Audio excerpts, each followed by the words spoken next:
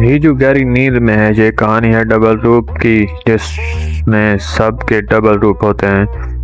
कोई इसका कंबल खींचता है, हीजू आंखें खोलती है। कोई इसके बाल पकड़कर इसे बिस्तर पर गिरा देता है, वो बाप होता है। हीजू खौफ से, आप ये क्या कर रहे हैं? बाप गंदी नजरों से इसे देखता है, मेरी बेटी इतनी बड़ी हो गई है। हीजू डर जाती है और रोने लगती है। बाप इसका चेहरा छूने लगता है। हीजू मजीद खौफजदा हो जाती है। बाप फिर चला जाता है। दूसरे दिन खाने का कमरा, जब माँ नाश्ता बना रही होती है, हीजू रात के बारे में सोच रही है। सोना और भाई भी आते हैं। बाप भी आकर बैठता है जैसे ही कुछ ही ना हुआ हो। हीजू हैरान है और उठकर चली जाती है। माँ अजीब तरीके से खाना शुरू कर देती है। बच्चे डर जाते हैं। भाई के खाने में नमक की शिकायत करता है, लेकिन माँ पागलों की तरह खाने लगती है। वो बेटे को ज़बरदस्ती खिलाने की कोशिश करती है। बाप कहता है कि अगर इन्हें खाना है तो खाएं, नहीं खाना तो ना खाएं। माँ गुस्से से बाप को घूरती है और प्लेटें फेंक देती है। माँ चीख कर, मैं खुद भी बनाती हूँ, चुपचाप खाओ। उस दिन घर के अंदर जब से खानदान नए घर में आया है, अजीब वाक़यात हो रहे हैं। बाप हर रात हीजू के कमरे में आता है। सोना नहा रही है जब कोई इसके पास आकर खड़ा हो जाता है। वो आईने में देखकर डर जाती है। बाद में हीजू अपनी बहन सोना को बताती है कि बाप हर रात उसके कमरे में अजीब हरकतें करता है। अचानक बाप वहां आ जाता है और उनकी बातें सुन लेता है। वो चाकू उठाकर उन पर हमला करने की कोशिश करता है, लेकिन सोना इसे धक्का देकर दोनों भाग जाती हैं। घर में ताक़ुब और असलियत का इंकशाफ। वो भाग रही हैं कि बाप अचानक उनके सामने आ जाता है।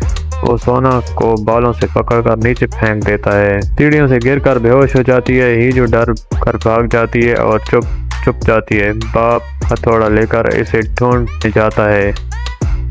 सोना को होश आता है और हीजू को ढूंढने जाती है। पीछे मुड़कर देखती है तो बाप हथौड़ा लेकर खड़ा है। वो हमला करने ही वाला होता है कि हीजू जोर से चीखती है।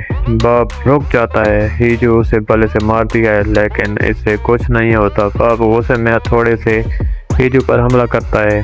बाप का असली रूप, जिसमें रूह नहीं होती, सामने आना शुरू होता है। रूह बाप के रूप में हथौड़ा फेंक कर दूसरे कमरे में चली जाती है।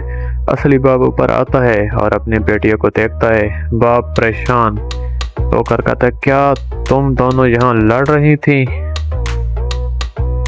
कोई जवाब नहीं देता। भाई वहाँ आता है। दोनों बहनें इसे भागने को कहती हैं। पीछे से माँ हथौड़ा उठाकर असली बाप को मारती है। वो इस पर हमला करने लगती है। असली बाप इसे रोकने की कोशिश करता है, लेकिन माँ इसे धकेल देती है। माँ एक खौफनाक मुस्कुराहट देती है और अपने कमरे में चली जाती है। अगली सुबह बाप अपने चर्च के पादरी भाई को बुलाता है। पादरी घर आता है। बाप उसे अजीब वाक़यात के बारे में बताता है। रात को सब एक कमरे में सोते हैं। आधी रात को छोटा बच्चा, जो इनका भाई होता है, अकेला वॉशरूम जाता है। फिर एक और छोटा बच्चा, जो उसी की शक्ल में इस जैसा नजर आता है, चाकू लिए वहां पहुंचता है। वो पादरी से कहता है कि वो इसे मारना चाहता है। पादरी आंखें खोलता है और समझ आता है कि ये खतरनाक रूह है। पादरी अकेला इसका मुकाबला नहीं कर सकता था, इसलिए वो दादा पादरी से मदद मांगता है। तमाम पादरी मिलकर एक्सरसीटा करने के लिए रवाना होते हैं। रास्ते में एक ही गाड़ी पर हमला होता है। ब्रेक फेल हो जाते हैं और गाड़ी खाई में गिर जाती है। इधर बाप ने सोना को बिस्तर से बांध दिया है। माँ इसे रोकने की कोशिश करती है। बाप कहता है कि सब कुछ ठीक करने का एक ही तरीका है। आधी रात को पादरी खुद में लथपथ घर वापस आता है। वो कहता है कि तमाम पादरी मर चुके हैं, अब जो कुछ करना है हमें खुद करना पड़ेगा। बाप खौफजदा है कि वो खानदान को नहीं बचा सकेगा। भाई बाप से इल्तिजा करता है, हमें किसी तरह इस शैतान से बचाओ। पादरी मोमबत्तियां रोशन करता है और सोना पर मुकद्दस पानी छिड़कता है। सोना चीखती है। पादरी सोना के सीने पर सलेब रखता है और इसे लाठी से मारना शुरू कर देता है।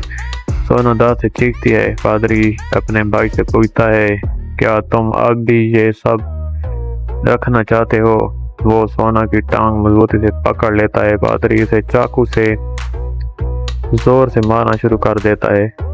سونا چیختی اور روتی ہے، پادری سے باہر لے جا کر مارتا ہے اور وہ بے ہوش ہو جاتی ہے۔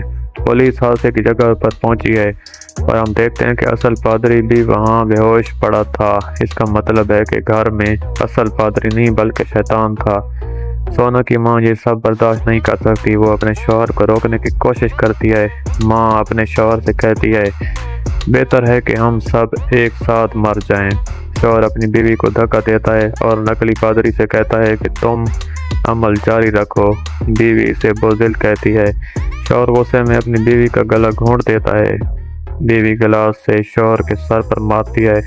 شوہر اپنی بیوی کو دیوار پر پھینک دیتا ہے اور بے ہوش ہو جاتی ہے۔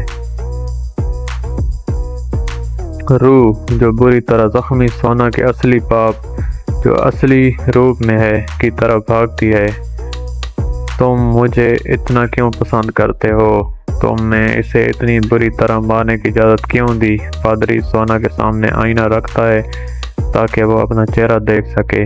جب روح جسم سے نکل جاتی ہے تو پادری روح کو اپنے جسم کے اندر لے جاتا ہے۔ وہ اپنے بھائی سے کہتا ہے اسے مار ڈالو۔ اس کا بھائی ٹوٹی ہوئی سلیب اٹھا کر اس کے سینے پر وار کرتا ہے۔